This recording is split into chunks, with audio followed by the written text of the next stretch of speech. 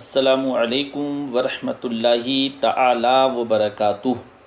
الحمد للہ الذی ذی العزت والعلا والصلاة والسلام علی سید الانبیاء شمس الضحیٰ بدر الدجا نور الہدیٰ منبع الجود والعطاء، اما بعد فاعوذ باللہ من الشیطان الرجیم، بسم اللہ الرحمن الرحیم۔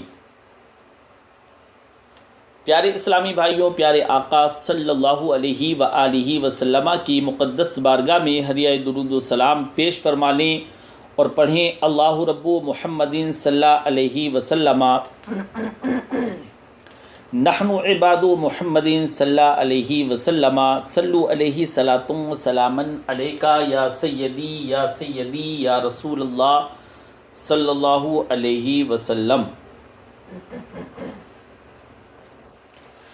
کہ میرے آقا تو ہیں سینے سے لگانے کے لیے، میرے آقا تو ہیں سینے سے لگانے کے لیے، آئی پھر یاد مدینے کی رلانے کے لیے، آئی پھر یاد مدینے کی رلانے کے لیے، کاش میں اڑتا پھروں خاک مدینہ بن کر، کاش میں اڑتا پھروں خاک مدینہ بن کر، اور مچلتا رہوں سرکار کو پانے کے لیے، اور مچلتا رہوں سرکار کو پانے کے لیے۔ یہ تو بس ان کا کرم ہے کہ وہ سن لیتے ہیں، یہ تو بس ان کا کرم ہے کہ وہ سن لیتے ہیں، ورنہ یہ لب کہاں ہیں فریاد سنانے کے لیے، ورنہ یہ لب کہاں ہیں فریاد سنانے کے لیے۔ پھر میسر تجھے دیدار مدینہ ہوگا، پھر میسر تجھے دیدار مدینہ ہوگا، وہ بلائیں گے تجھے جلوہ دکھانے کے لیے، وہ بلائیں گے تجھے جلوہ دکھانے کے لیے۔ حضرت عبداللہ مزنی رضی اللہ تعالی عنہ، کچھ لوگوں کی نا زندگی بڑی مختصر ہوتی ہے، لیکن زندگی میں جتنے لمحات ہوتے ہیں نا، ایک ایک لفظ بڑا قیمتی ہوتا ہے ان کا، شب و روز میں ایک ایک جملہ بڑا قیمتی ہوتا ہے۔ مختصر سی میری کہانی ہے، مختصر سی میری کہانی ہے، پر جو بھی ہے آپ کی مہربانی ہے۔ حضرات فرماتے ہیں کہ میرے والد بچپن میں انتقال کر گئے۔ حضرت عبداللہ مزنی رضی اللہ تعالیٰ عنہ فرماتے ہیں میرے والد محترم کا بچپن میں انتقال ہو گیا تھا۔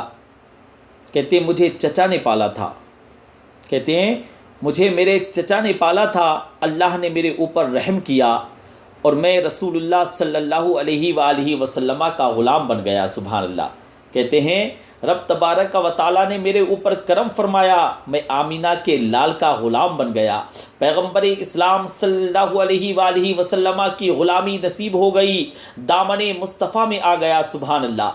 کہتے ہیں چچا اسلام کا بڑا دشمن تھا، جب نبی پاک صلی اللہ علیہ وآلہ وسلم کا میرا چچا نام سنتا نا معاذ اللہ تو جلال میں آ جاتا تھا۔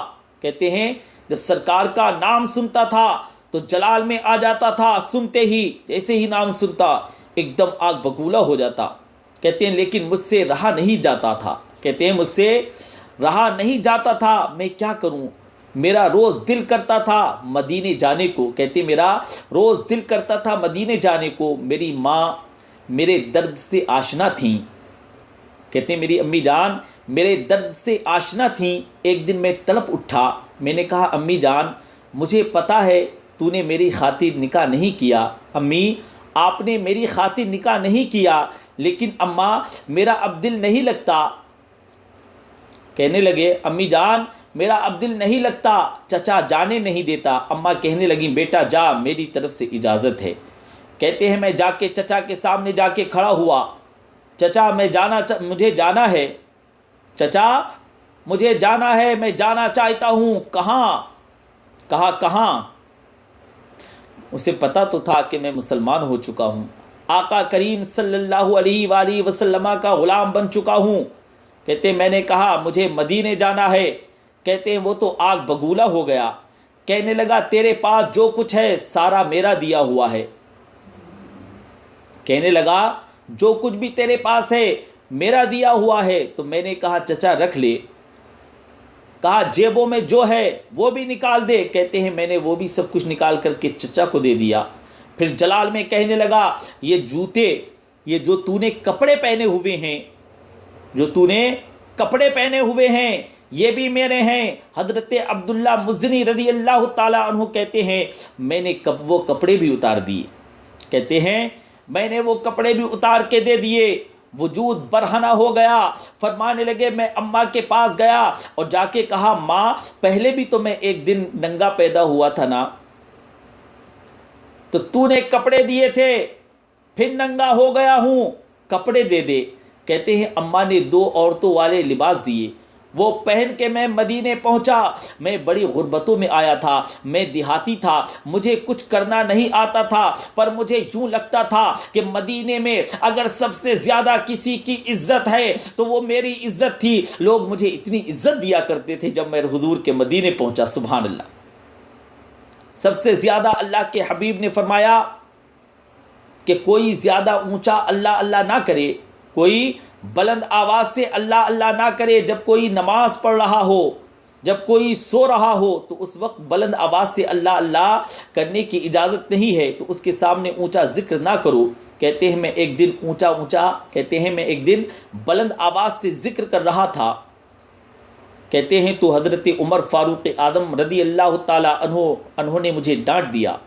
فاروق اعظم آ گئے اور مجھے ڈانٹ دیا. فرمایا تجھے نہیں پتا حضور نے منع کیا ہے بلند آواز سے ذکر کرنے کو.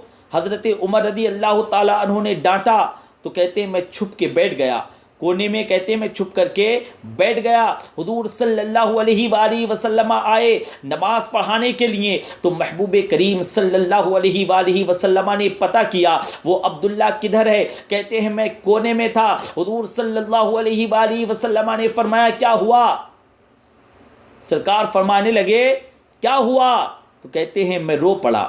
میری عزت بڑی تھی مدینے میں، کبھی کسی نے کچھ نہیں کہا تھا. نبی کریم صلی اللہ علیہ وآلہ وسلم نے فرمایا کیا ہوا؟ عرض کی حضور کچھ نہیں. پھر بھی سرکار فرمانے لگے بتاؤ، مجھے بتاؤ.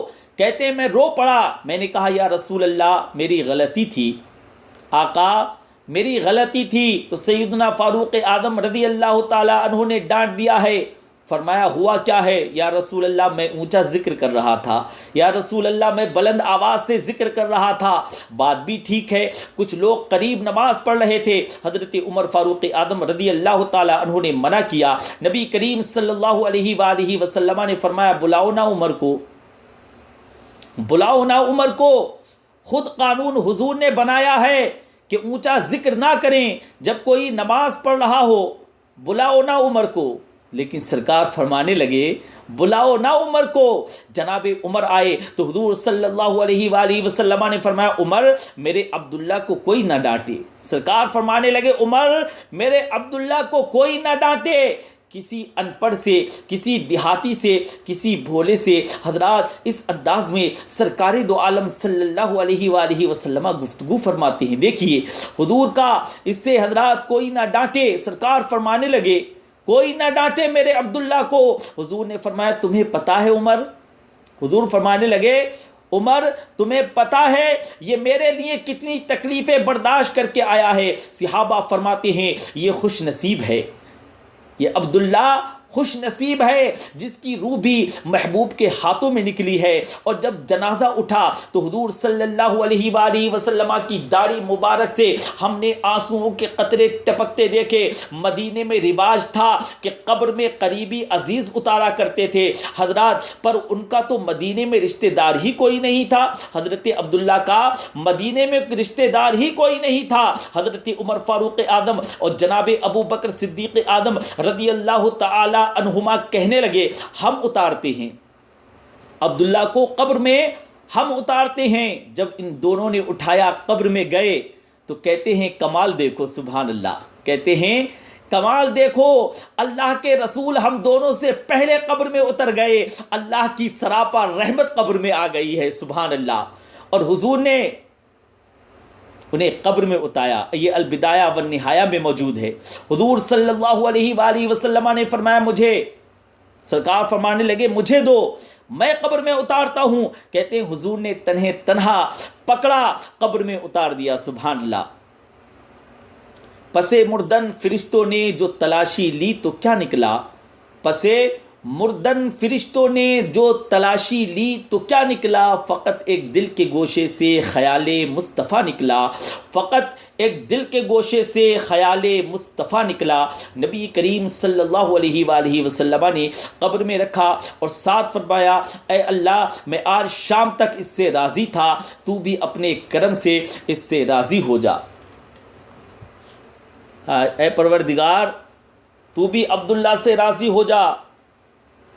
حضرات جس کی نماز جنازہ حضور نے پڑھا دی ہو، جسے قبر میں حضور نے اتار دیا ہو، سبحان اللہ، وہ تو یقیناً پھر تو سرٹیفکیٹ مل گیا، سند ہو گئی۔ سبحان اللہ۔ تو پروردگار عالم کی بارگاہ میں دعا ہے کہ میرے اس بولنے میں جو بھی لغزش آئی ہو اللہ کریم اس کو معاف فرمائے اور ہم سب کو سننے سے زیادہ عمل پیرا ہونے کی توفیق رفیق مرحمت فرمائے۔ آمین بجاہ النبی الامین صلی اللہ علیہ وسلم۔